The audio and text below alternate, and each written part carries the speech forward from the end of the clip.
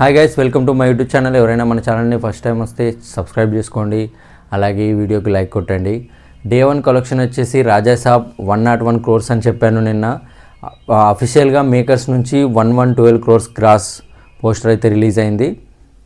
అఫీషియల్కి ట్రేడ్కి 10 crores difference వచ్చింది. అలాగే day 2 Saturday కదా, సాటర్డే ఏ మూవీకైనా చాలా అడ్వాంటేజ్, వీకెండ్ కాబట్టి. కానీ రాజాసాబ్కి మాత్రం చాలా అంటే చాలా కలెక్షన్స్ డ్రాప్ అయిపోయాయి.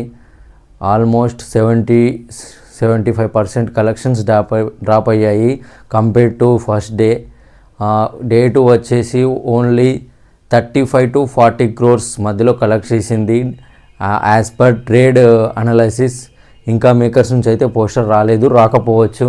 ఎందుకు అంటే ఒక బిగ్ స్టార్ నుంచి ఇవి ఎక్స్పెక్ట్ చేసే కలెక్షన్స్ కాదు. అవి పోస్టర్ పైన వేసుకుంటే కూడా బాగుండదు అని నాకు తెలిసి వాళ్ళు వేయకపోతుండొచ్చు, పోస్టర్ రిలీజ్ చేయరు.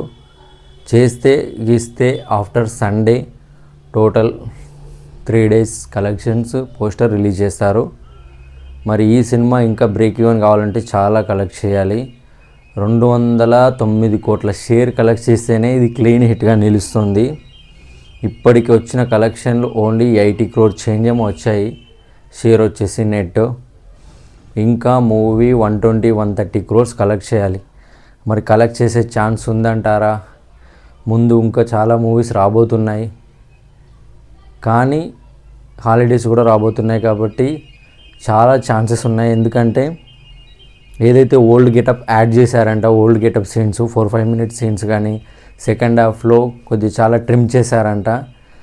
Compare to first day premieres and first day, ఈ మూవీకి ఎక్కువ ప్రీమియర్స్ నుంచే చాలా నెగిటివ్ టాక్ వచ్చేసింది ఫ్యాన్స్ దగ్గర నుంచే. ఫస్ట్ డే ఇట్స్ పెడితే ఏ మూవీకైనా ప్రీమియర్స్ నుంచి అంత నెగిటివ్ టాక్ రాదు, ఎందుకంటే ఎక్కువ ఫ్యాన్స్ చూస్తారు కాబట్టి, ఆ హైప్ వేరే మూడ్లో ఉంటారు కాబట్టి అంతగా నెగిటివ్ టాక్ రాదు. ఫస్ట్ డే రిలీజ్ రోజు వస్తుంది, కానీ ఈ మూవీకి ప్రీమియర్స్ నుంచే చాలా నెగిటివ్ టాక్ వచ్చేసింది. అయితే ఇప్పుడు ఏది after one day Friday and Saturday తర్వాత కొద్దిగా ఒపీనియన్ చేంజ్ అయింది ఆడియన్స్ది మూవీ పైన. మరీ అంతగా మరీ అటర్ ఫ్లాప్, డిజాస్టర్, వేస్ట్ అన్నట్టుగా కాకుండా వన్ టైం వాచబుల్గా అయితే వస్తుంది. రిపోర్ట్స్ అయితే, రివ్యూస్ కానీ ఏవైనా పబ్లిక్ టాక్ కొద్దిగా చేంజ్ అయింది.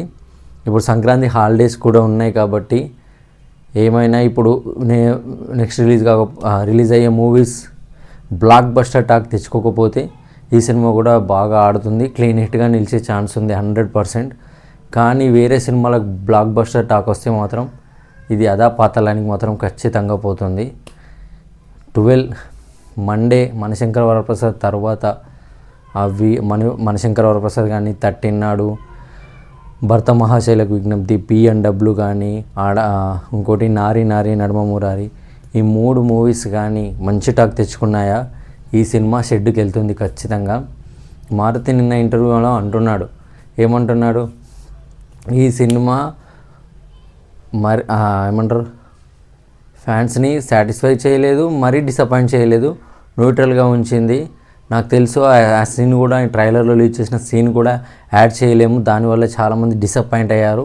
ఆ సీన్ యాడ్ చేస్తాము, సినిమా బాగానే ఉంది.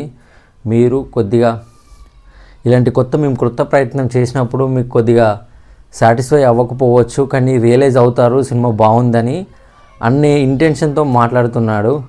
కానీ ఇంతమందికి అలా అనిపించదు కదా. మీరు తీసింది పెద్ద ట్విస్ట్లతో కూడుకున్న కాదు, పెద్ద జిమ్మిక్లు మ్యాజిక్లు చేసిన స్క్రీన్ ప్లే కాదు, రొటీన్ స్టోరీ. దానికి రంగులు హద్దులు జోడించారు. ఆ విఎఫ్ఎక్స్లో కూడా ప్రభాస్ ఫేస్ ఈజీగా తెలిసిపోతుంది డూబ్ వాడుతున్నట్టు. ఇంకా దీనికి కూడా మళ్ళీ ఎన్కేసుకుంటున్నారు. అందులో కూడా చాలా నీచంగా ఒక మాట మాట్లాడాడు, ఏంటంటే ఈ సండే వరకు ఎంత వస్తే అంత వేసుకుంటాము, తర్వాత చూద్దాంలే అన్నట్టు మాట్లాడుతున్నాడు. టికెట్స్ హైక్స్ గురించి కానీ, కలెక్షన్ గురించి కానీ. ఒక డైరెక్టర్ మాట్లాడే మాటలేనా అవి?